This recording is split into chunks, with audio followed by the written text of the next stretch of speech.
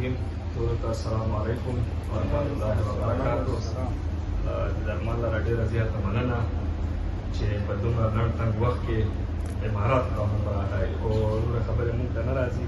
روایتي خبرونه راتېرېږم او والی څو شعرونه ویم چې زما وطن کې که غربت نه وای بیا په لمن به مې تهمت نه وای او مور به مې ولې په سړک ناسته وای په بچنګي به مې قیامت نه وای. مننه. غزل دی ورکوټه شان غزل دی چې زما د پاره په سړک ولاړ دی کړي تلاشي مې قانون کلک ولاړ دی او د دماغي مواد اسمان نه راغلل چې محافظ مې په پټک ولاړ دی. مننه.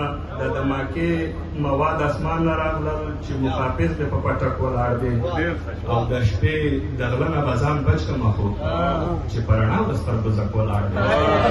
مننه. د شپې د غله نه به ځان بچ کړم خو چې په رڼا د سترګو زک ولاړ دی او دا چې ما وژني نو ګناه مې څه ده د زړه په سر مې دا یو ټک ولاړ دی. مننه. او شاخان د مرګ د ویرې چرته به ځم یو په تورخم بل پاټک ولاړ دی.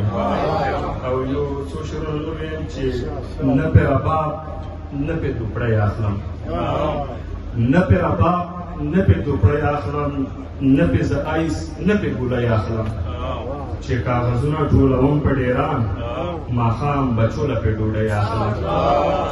مننه.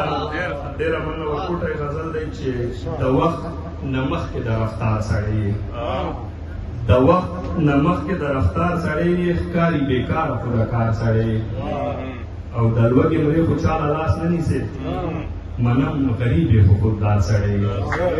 مننه. او پیر صاحب د خلکو کور په تعویضونو ورانوي ګیره دې پرېښې مزېدار سړی. مننه. د خلکو کور په تعویضونو ورانوي ګیره دې پرېښې مزېدار سړی او چې حفاظت مې نه کړې وله مې ما زما په وینو د سرکار سړی.